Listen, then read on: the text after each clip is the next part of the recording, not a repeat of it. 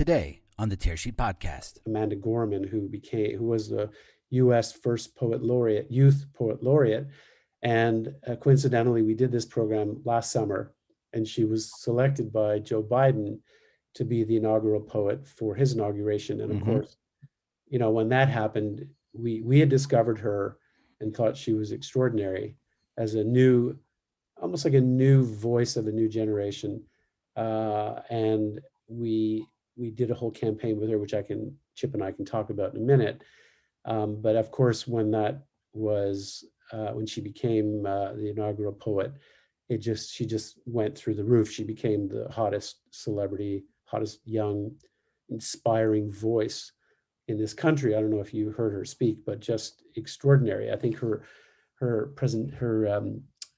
poem and her speech traveled around the world. It was extraordinary, riveting. And we were just incredibly fortunate to have foreseen the power that she had and to, enlist her in this program that we did together with Truist and the United Way in the U.S. Welcome to the Tearsheet Podcast. I'm Tearsheet Editor-in-Chief, Zack Miller. The best marketing and advertisements, they stay with you. They speak to the zeitgeist in the world at a specific time with the right words, the right imagery, and the right message. Creative agency StrawberryFrog has worked with Truist, the combined BB&T and SunTrust bank, on its rebranding. When COVID hit early in 2020, the team pivoted, launching a series of campaigns that spoke of hope and combined destiny that together will make it through. StrawberryFrog's CEO and founder Scott Goodson and head of strategy Chip Walker joined me on the podcast to take us behind the scenes of the Live United campaign that combines Truist, the United Way, and youth poet laureate Amanda Gorman, who delivers an inspirational message at a time it was needed most. StrawberryFrog won Tearsheet's Agency of the Year for 2021. Here's my discussion with Scott and Chip. Hello, I am Scott Goodson. I'm the founder of StrawberryFrog. We are a New York-based global new modern marketing and consulting company. We work with some of the largest companies, financial organizations in the world to develop purpose strategies and then activate those inside the company to the employees and then externally to all sorts of stakeholders, including customers and clients, and have a long history of working with Morgan Stanley internationally, Bank of Montreal, Credit Suisse, and other financial institutions. Great. And Chip? Yeah, thanks. Chip Walker. I had strategy at StrawberryFrog and have worked closely with Scott for a number of years, probably at least 15. And in addition to Truist, who we're going to talk about today, like Scott, I have many, many years doing financial services, branding, creative, communication strategy, notably Goldman Sachs brand redo, which was right during the Great Recession when they were being called the vampire squid. So that was a big challenge. And then right after that, Bank of America brand redo during Occupy Wall Street, which was one of the toughest things I've ever worked on. But anyway, today, again, working with Scott, among other things, on Truist, and glad to be here. So I have to imagine both of you coming into 2020 had a much different view for what the world looked like and how it transpired than what happened. What was how did StrawberryFrog's playbook, I guess, evolve during 2020 in terms of your client work? I actually think that we've been thinking about this world we're living in and acting for this world we're living in well before this world happened. I think, Chip and I have both worked many years internationally. Chip worked in Central Europe. I worked in Scandinavia. And very early on in the 90s, companies were already back then developing purpose strategies at the core of their companies to drive positive change in society. So I think we grew out of that experience, and we developed strategies for companies on the basis of that. So for example, this last year and a half, we've been working on the merger between SunTrust and BB&T, which is, I think, the largest financial merger in the US, if not the world, to create Truist. But in 2017, we did the merger of the National Bank of Abu Dhabi and First Gulf Bank, which at the time was the largest merger in the world, to create First Abu Dhabi Bank, which is otherwise known as FAB. So we went from NBAD to FAB in 2017, but that whole process was develop a purpose strategy and then activate that with a movement at the time called Grow Stronger. So I think we've worked with financial brands and with this idea of working with leaders inside financial companies to develop purpose strategies, but more importantly, activating those purpose strategies inside the company to the employees and then externally in a tangible way, because that's really what matters these days, is just what you talk about, but how you're actually helping to drive positive change. Yeah, and just to build on that, in terms of purpose, we've, I think for years, as we've kind of been the cultural movements agency, and a lot of that was about purpose and what is the brand's higher role in the world. So it's not just what are you doing in your category, but how are you making the world better? So we had that orientation for years, and then obviously as COVID hit, it became very clear that our companies, our client companies, not only the bank, but we represent a hospital system, a lot of other clients where there was a burning need for them to kind of get in there and make a difference. So our philosophy was kind of a natural fit for what our clients needed at that point. So I think we were pretty well poised to kind of deal with the issues around the pandemic. And this is a really difficult thing. I mean, a lot of leaders develop purpose strategies, but they end up being either toothless or not act. Many companies, as I'm sure you're aware, don't really activate them. Mm-hmm. And that's a huge problem, isn't it? Especially when you've got real devastating challenges happening all around you, such as, physical, emotional, and financial devastation, mm-hmm. happening. So how do companies help to change that trajectory for their own people and also for their customers? It's a tough question. And that's something that Chip and I have been working on for 22 years. And the other really big thing though was the need during the pandemic to move super fast, and as kind of a more agile and nimble agency, working with Truist, they had PPP loans and that kind of stuff they needed to turn around immediately, quickly, and communications going with it. And we had to be able to turn around on a dime during the pandemic. And, luckily, given our kind of size and orientation, we were able to do that. Yeah, I was going to say, obviously no one could have foreseen this, but, if there ever was a time to drill down and to find purpose, it was this past year. So take us behind the Truist campaigns. It's March time, and I think the world's beginning to really understand how devastating this pandemic is. How do you guys go into motion at that point? Well, I think we were very fortunate to work with the leadership of Truist. They themselves, Kelly King, who's the CEO, Bill Rogers, who's the COO, and will soon become CEO, and other leaders, they developed a purpose right from the very beginning called Inspiring and Building Better Lives and Communities. The beginning of what? Of the merger or correct. Of? Okay. Right. One of the first things that they did was to develop a purpose for this new entity, this new financial organization, which was extraordinary. I mean, for the most part, Chip and I tend to work with companies where that's on the laundry list of the top 10 priorities. It's number 12, and they ask us to do it. Here you have the leadership of the organization sitting down and actually working through this, which, has a lot of benefits. First of all, it gives you a reason to be beyond just obviously the financial transactional side of things, but more importantly, it really is a strong way of gelling the management team, bringing them together to build a common point of view. So anyway, we started with that. And when COVID hit, I think we were literally the first financial institution in the world to come out with, if not the first, at least one of the first, to come out with a program called Truist Cares. And that again was a strategy developed by the leadership, which was about helping communities. And we activated that Truist Cares strategy in a number of campaigns. And one of them, which has generated tremendous awareness and engagement, is a program we did together with Amanda Gorman, who was the U.S. first youth poet laureate.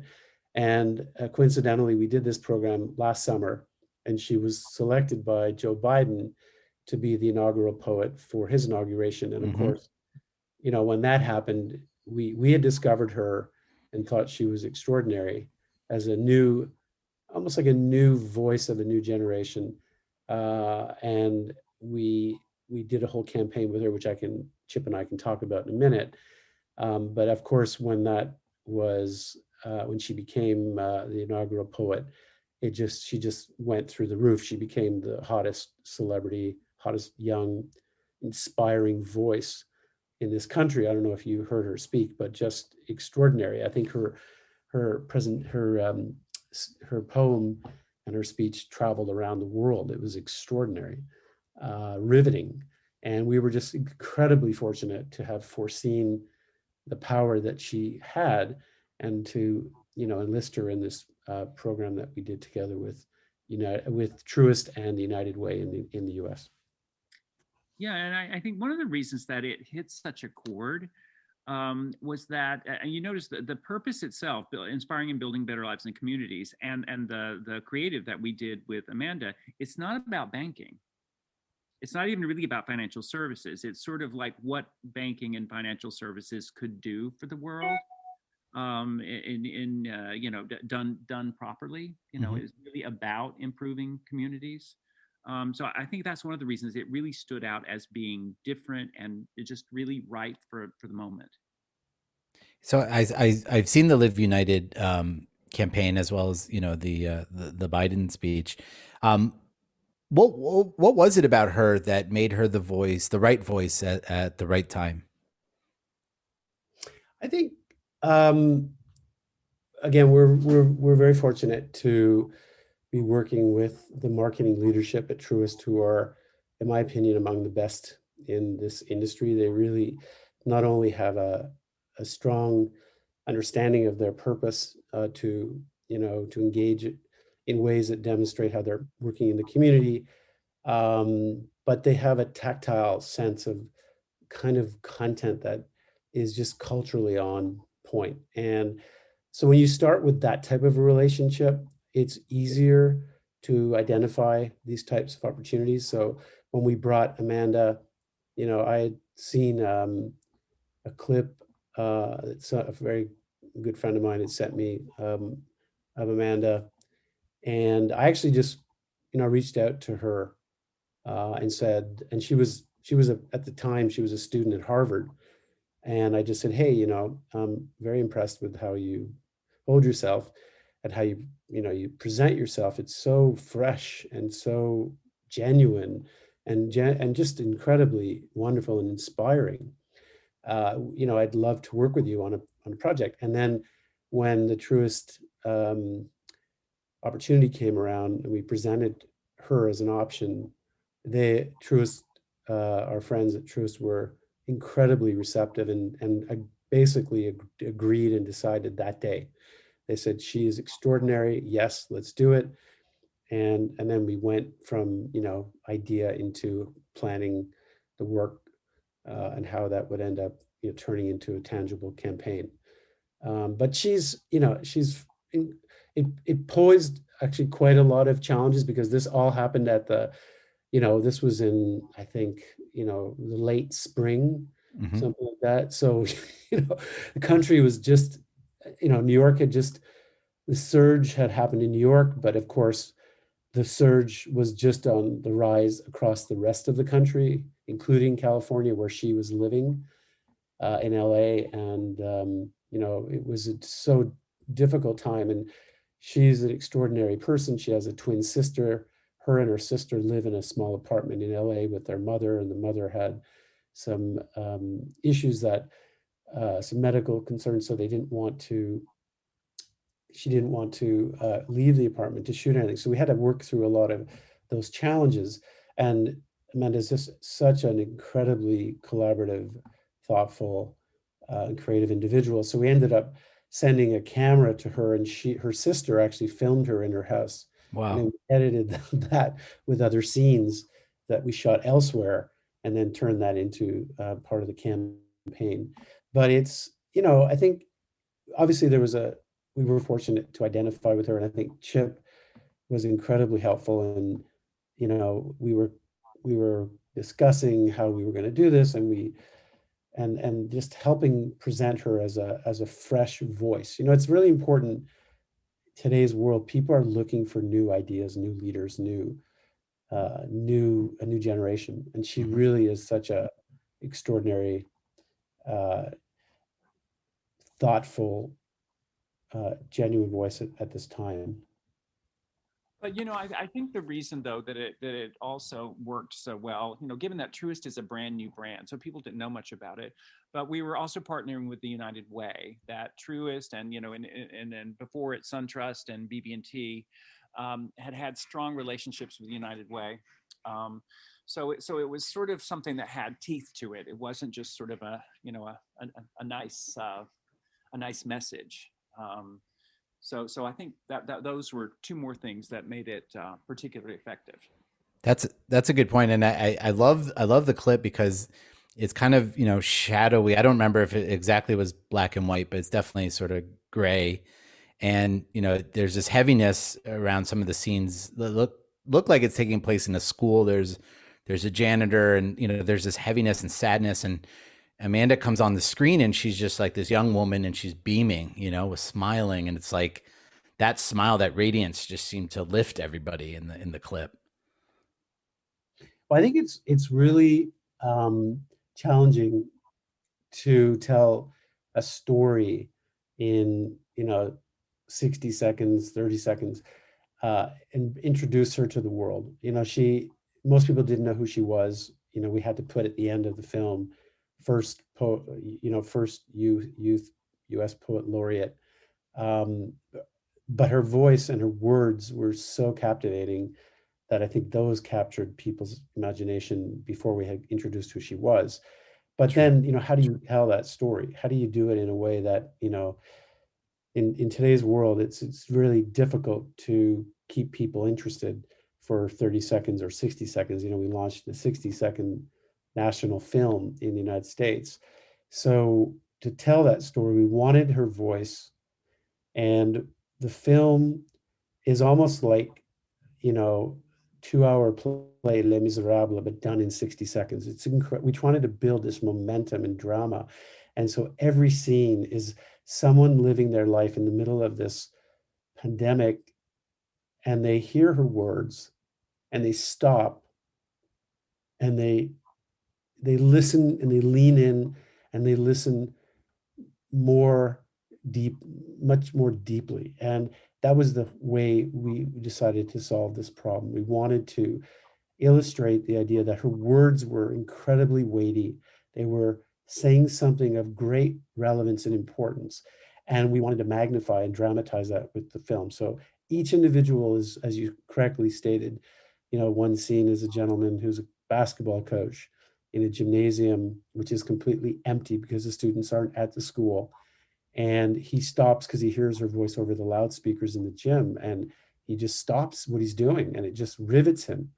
And then we cut to another scene of a young child that's standing in front of an ice cream truck, and again over the speaker of the ice cream truck, you hear her words, and both the woman serving the ice cream, and the little boy just like stop in the middle of their exchange and are moved by her words. So each of those sequences was intended to magnify and amplify her words in such a dramatic way, so that when we delivered her at the end, her, we showed Amanda, we revealed her.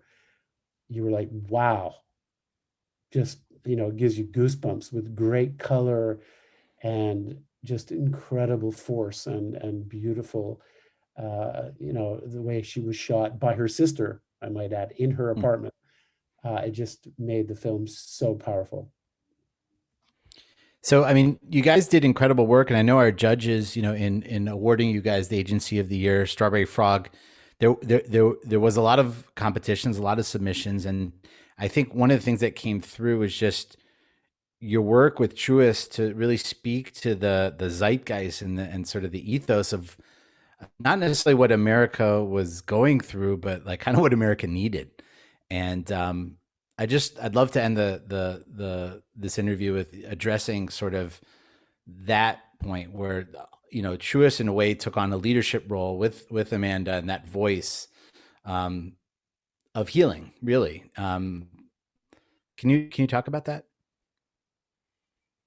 Yeah. You mean to start out, Scott, and then maybe you'll sort of chime in if you have a different point of view. But one of the things that we worked on with Truist right as the pandemic hit was to have our ear to the ground culturally on like a daily basis to try to figure out how are people feeling, how are our clients feeling, how are customers feeling, what is sort of the mood of the nation. Because, worse than not really saying anything at that time was to go out with something that's tone deaf and that just, didn't connect with what people were feeling in this kind of extraordinary time. So we, Strawberry Frog, worked with Truist to do sort of pulse surveys, conversations with customers and clients, just social monitoring, everything we could to just sort of figure out how people were feeling. And I think the conclusion that we came to was that, despite the fact that things were looking so dire, that there was just a real need and a desire for some sort of a message of inspiration and hopefulness. If not optimism, at least inspiration and hopefulness. And it was kind of for this reason that I think when we started to look at the creative around Amanda Gorman, that the clients were immediately like, yeah, this is it. This is the approach that we think will just sort of hit just the right tone. Yeah, I think agree with Chip that inspiration and optimism was important. And I think, there was two important objectives with the work. I think one was to really sort of lay a bed of empathy that we felt was necessary. That in her words, she's highly inspirational, but she's also speaking about understanding the challenges that everyone's going through. And I think up to that point, we'd seen a lot of ads in the United States of people thanking nurses and thanking doctors and essential workers, but no one had really come out and really with gravitas talked about the fact that there's a thriving world and there's a wilting world, and that the pandemic was creating more and more people in the wilting world, and did it with such outpouring of empathy and as Chip said, inspiration. It really, I think, set this piece of work apart from everything, and I think that's what we try to do here. And I think we're fortunate in that we're able to work with clients that have the same goals. And again, in the case of Truist, they absolutely have that. The leadership, the marketing leadership, have a remarkable way of seeing their role in society, in the communities today. And I think before the pandemic, there were grave inequality issues in the country, disruptive issues, and those moments were not lost on the leadership of the organization, which is why they developed their purpose. And then when COVID hit, it just made it that much more at the center of it all. And I think when you have a purpose, it's almost like a sailing ship that if you have no purpose and you're not activating it, it's like a sailing ship without a rudder. without a keel. You just kind of flap wherever the wind takes you, and you try to, respond. Whereas if you have a purpose, you have a keel, you've got a rudder, you know where you're going, and you can get there incredibly, not I wouldn't say it's easier, but it's extremely more focused. Everyone's on the same page. You've been through the process of thinking about and understanding the purpose, and then it's like, how do you turn that into tangible examples of that as things get worse day by day. And I think the work with Amanda helped us bring that to light, because we had done a lot of that thinking prior to the pandemic and prior to the campaign that we did. And you guys have a book coming out, don't you? We do, and I'll let Chip describe what the book's about. But Chip, if there's a silver lining to COVID, it's the fact that Chip and I were able to write a book that put everything we just talked about into, a practical guide from how you move from a purpose strategy to actually activating it inside your company and also among your consumers. Chip, do you want to? Yeah. The book is called Activate Brand Purpose, Harnessing the Power of Movements to Transform Your Company. And as Scott indicated, it's really based on just our practical experience of working with clients or having clients come to us where they, they developed a purpose, but they just didn't really know what to do with it, or they hadn't done anything with it. And so there are tons of books out there about finding purpose, but there weren't any really about what do you do with it? How do you make it real? How do you activate it? And so this book is basically the remedy for that. And where can people find that book? You can pre-order Amazon. it now on Amazon. Yeah. It's as I said, I'm pre-ordering right now. Mm-hmm. It'll be sort of officially available March 31st, but on Amazon now.